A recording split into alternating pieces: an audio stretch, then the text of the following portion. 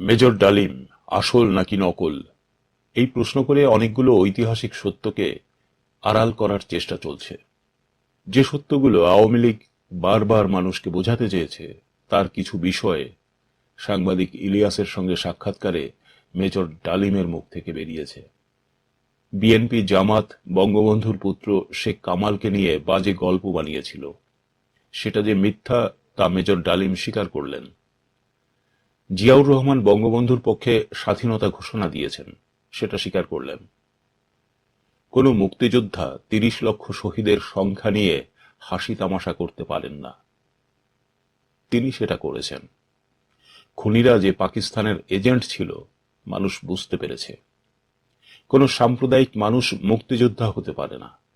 বঙ্গবন্ধুর খুনের সাথে জিয়া জড়িত ছিল, এটা তিনি স্বীকার করেছেন। কুরআন শরীফ হাতে নিয়ে শপথ করেও তিনি শপথ করেছেন। বঙ্গবন্ধুর হত্যার অন্যতম মাস্টারমাইন্ড জিয়াউর রহমান ছিলেন, সেটা সকলের সামনে উন্মোচিত হল।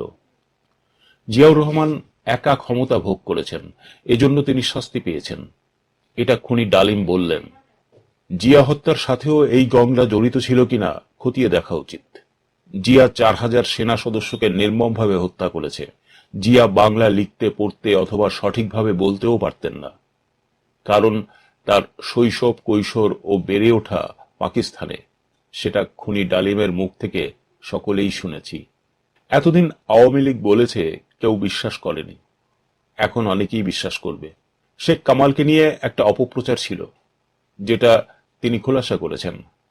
বিএনপি জামাতের লোকেরা শেখ কামালকে নিয়ে বাজে গল্প সাজিয়েছিল, তিনি নাকি ডালিমের বউকে অপহরণ করেছিলেন।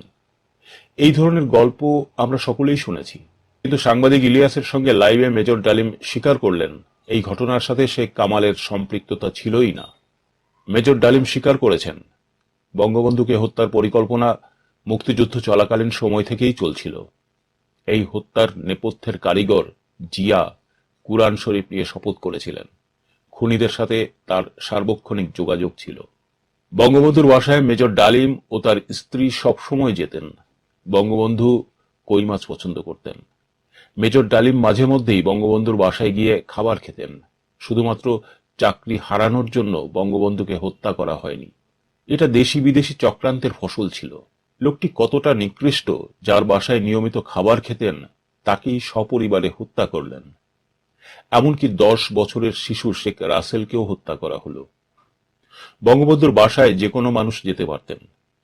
আজকের দিনে ভাবা যায় একজন মেজর দেশের প্রধানমন্ত্রীর বাসায় নিয়মিত গিয়ে তার সাথে খাবার খায়, এটা কেউ ভাবতে পারে?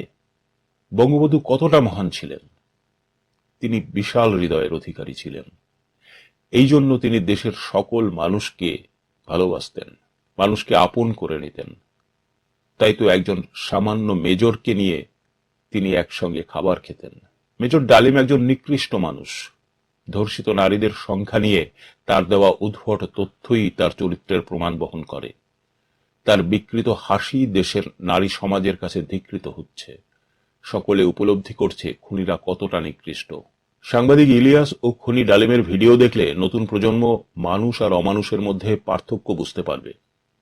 এটাও বুঝতে পারবে মহামানবের মৃত্যু হয় না, তাদের আত্মার মৃত্যু হয় না, আদর্শের মৃত্যু হয় না। খুনি ও বেঈমানরা খুব কাছাকাছি থাকে, যেমনটি মেজর ডালিমও ছিল।